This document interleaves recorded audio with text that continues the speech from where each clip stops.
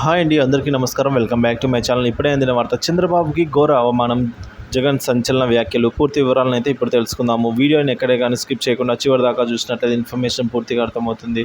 వీడియోకి ఒక లైక్ కొట్టండి ఫ్రెండ్స్. వీడియోలోకి అయితే వెళ్ళిపోదాము. ఏపీలో వైసీపీ స్థానంలో తాజాగా కూటమి ప్రభుత్వం ఏర్పాటైంది. ఎన్నో అంచనాలతో జనం వైసీపీని కాదని పార్టీని అయితే గెలిపించారు. కానీ కూటమి ప్రభుత్వం అధికారంలోకి వచ్చాక ఎన్ని హామీలు నిలబెట్టుకోవడంలో విఫలం కావడంపై విపక్ష వైసీపీ అధినేత జగన్ మరోసారి మండిపడ్డారు. విశాఖ ఎమ్మెల్సీ ఎన్నికల కోసం పార్టీ నేత వరుస భేటీలు అయితే నిర్వహిస్తున్నారు జగన్. ఇవాళ సీఎం చంద్రబాబు పాలనను ప్రజలు ఎలా భావిస్తున్నారో చెప్పేందుకు ఓ ఉదాహరణ ఇచ్చారు. గతంలో ఎన్నో ఇబ్బందులు ఉన్న వైసీపీ ప్రభుత్వం సాకులు చెప్పకుండా అన్ని సంక్షేమ పథకాలు అమలు చేసిందని, మాట తప్పకుండా మేనిఫెస్టో అమలు చేసిన ఘనత తమదేనని వైఎస్ జగన్ గుర్తు చేశారు.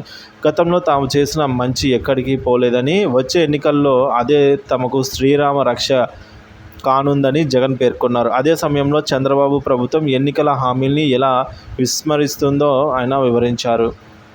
జగన్ ఇక పలావు ఇచ్చాడనమాట, బాగానే చూసుకున్నాడని, చంద్రబాబు బిర్యానీ పెడతానని మోసం చేశానని అనుకుంటున్నారని వైసీపీ అధినేత పోల్చి చెప్పాడు. ఇప్పుడు పలావు లేదు, బిర్యానీ కూడా లేదు, జనం పస్తులుండాల్సిన పరిస్థితి ఉందని అన్నారు.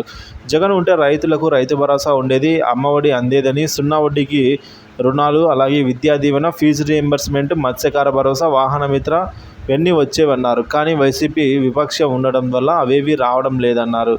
ఇక ఇంటికి పథకాలు ఇచ్చే పరిస్థితి పోయిందని, మళ్ళీ జన్మభూమి కమిటీల చుట్టూ, టీడీపీ నేతల చుట్టూ తిరగాల్సిన పరిస్థితులు వస్తున్నాయని జగన్ విమర్శించారు. ఈ మోసాలను చూసి ప్రజల్లో ఆగ్రహం మొదలవుతుందని, మళ్ళీ వైసీపీ గెలవబోతుందని జగన్ జోస్యం చెప్పారు. ఈ 5 ఏళ్ళు చాలా కష్టంగా ఉంటాయని, గతంలోనూ తనను ఇలాగే ఇబ్బందులు పెట్టారని, చివరికి తాను గెలిచానని నేతలకు జగన్ గుర్తు చేశారు. ఈ మేరకు